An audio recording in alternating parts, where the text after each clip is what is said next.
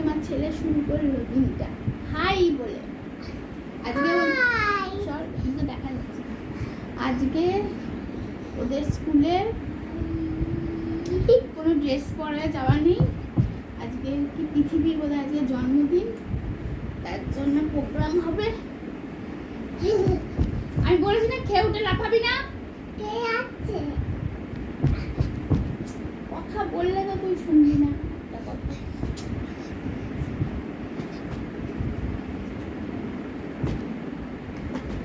তো সবুজ জামা আর হলো নীল প্যান্ট।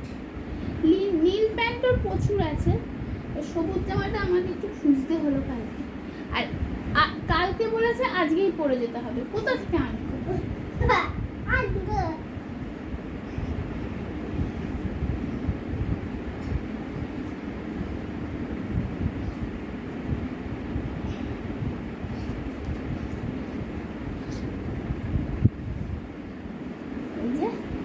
সবুজ জামা প্যান্ট।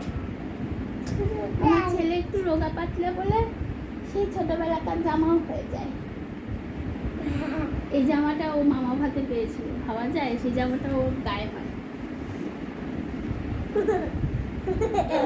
আমার মনে হয় এইরকম চেহারাই ঠিক আছে, তাই না? চলো চলো টাটা। হ্যাঁ টাটা, আবার পরে দেখা হবে।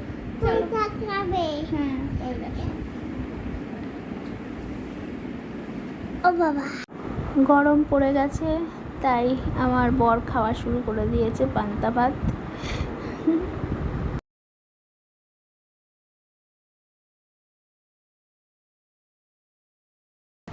তো রেডি হয়ে গেছি একদম বেরোনোর জন্য, ছেলেকে আনতে যাওয়া।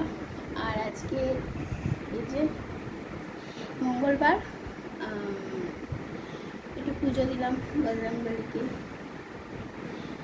আর রাত্রিবেলা নেমন্তন্ন আছে, সে ব্লগতে যাবে। কি সকালবেলা এখনো সকালটা আজকে রেস্ট দিয়েছি, কারণ এখনো পেটে ঠিকঠাক হয়নি, মানে সকালটা কিচ্ছু খাইনি। আর আজকে নিরামিষ খাওয়া, এসে আলু ভাজবো, আলু ভাজা দিয়ে ভাত খাবো, ঘি দিয়ে আলু ভাজা দিয়ে। চলো, hello, good morning, welcome to my channel সুচিস্মিতার লাইফস্টাইল। আরও একটা নতুন ব্লগে তোমাদের স্বাগত জানাই। সবাই কেমন আছো? আশা করি তোমরা সবাই খুব ভালো আছো, আমিও ভালো আছি। তো ছেলেকে আনতে যাওয়ার সময় হয়ে যাচ্ছে, সংসারে সব কাজকর্ম করে। আর আজকে ওয়েদারটা বেশ মেঘলা মেঘলা আছে। তো চলো তোমরা ব্লগটা দেখতে থাকো, আমাকে ভালোবাসা দিতে থাকো।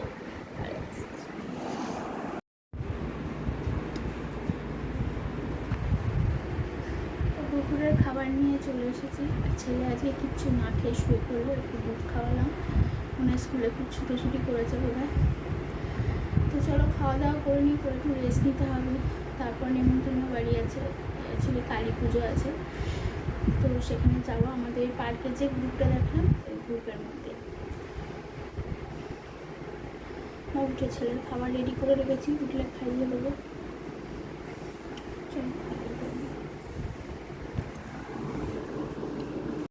তো দুপুরের পর থেকে আর ফোন অন করিনি। তো যাচ্ছি নেমন্তন্ন বাড়িতে। অ্যাকচুয়ালি ওখানে মানসিক কালী পুজো আছে, তো সেখানে নেমন্তন্ন আমাদের গ্রুপের মধ্যে, আগেই বলেছি। আর এই যে ছেলে খাচ্ছে জল। বিছানাটার অবস্থা দেখেছো?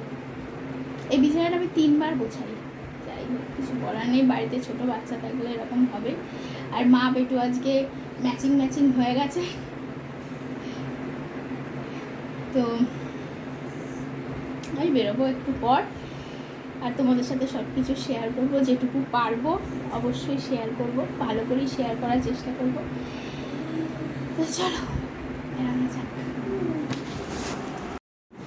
তো ফুল লুকটা শেয়ার করে দিলাম। এইটা হলো শাড়ি, পেছনটা প্লিজ ইগনোর করো, বাড়িতে বাচ্চা থাকলে এগুলো হবে। আয়নাটা আমি ঠিক একদিন অন্তর অন্তর পরিষ্কার করছি, আর আয়নাটার অবস্থা হয়েছে দেখো।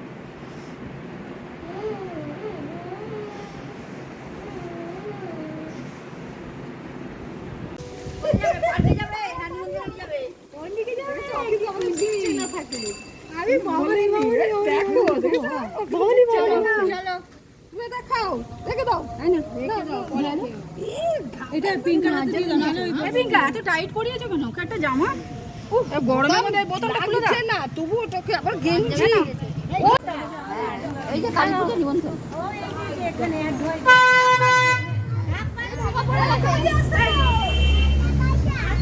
আসছে না, চলো আমারটা করো।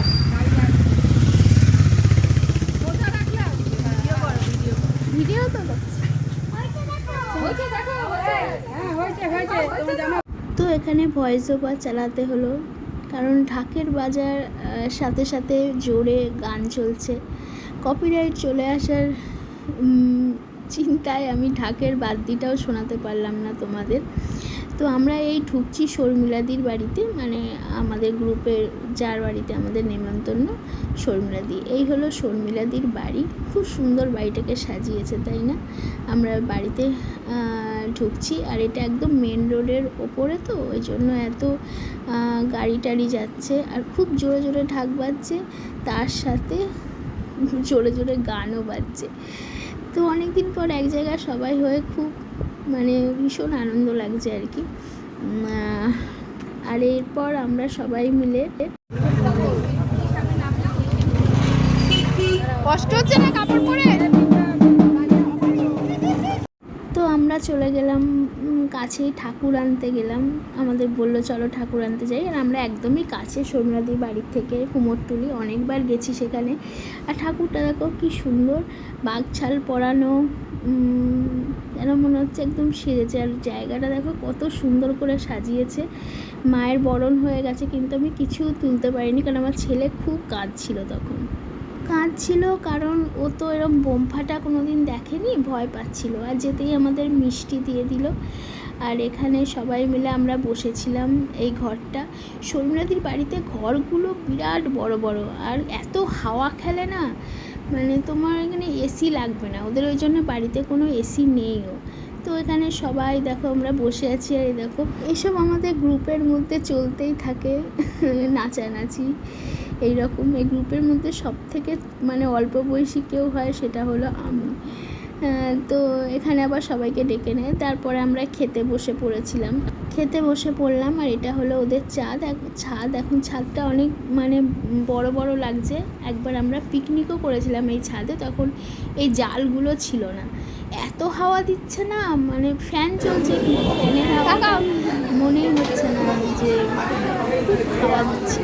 খুব ভালো লাগছিল। দেখো পেপারগুলো উঠছে, তোমরা দেখে বুঝতে পারবো যে এটা ভেজিটেবিল চপ আর স্যালাড আর কাসুন দিয়ে এনেছিল, এই আমি নিই। আর একদম জল, আর আমার ছেলেও বসেছে এই ভাগ্যে ভালো, কিছু খাক আর না খাক, দৌড়াদৌড়ি করলে খেতে আসার প্রবলেম হতো, তবে ও এখন বসে। তারপর লুচি, ছোলার ডাল পড়ে গেল। তারপরে এটা নবরত্ন পনির টনির দিয়ে করেছে আর কি, বিনস গাজর দিয়ে করেছে। তো আমার ছেলে করে খাচ্ছে, আমি ভিডিও করছি। যে চাটনি পড়ে গেল, লুচি করেছিল ওরা মেন, আর হলো আইসক্রিম। এই আইসক্রিম তো আমার ছেলে নিজেই বসে বসে খেয়েছে, খুব খুশি হয়েছে এই আইসক্রিম। আর এই যে হজমোলা ওটা জোয়ান। ফিরে এসেছি, 15 মিনিট হয়ে গেল। আর দুদিন পর সবাই মিলে অনেক আনন্দ করলাম। ফিরে এসে সবাইকে আবার খেতে দিলাম, শ্বশুরমশাই, আমার হাজবেন্ড, সবাইকে। খুব টায়ার্ড লাগছে, কারণ অনেকটাই ঘাঁটা পড়েছে। আর এই যে ছেলে, আমি সব গ্রুপে সবাই মিলে ওকে চকলেট দিয়েছে, সেটা খাচ্ছে। আইসক্রিম খেয়েছে, ওর পেট ভরে গেছে, মিষ্টি খেয়েছে।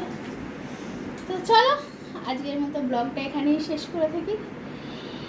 যদি কিছু ভালো লাগে থাকে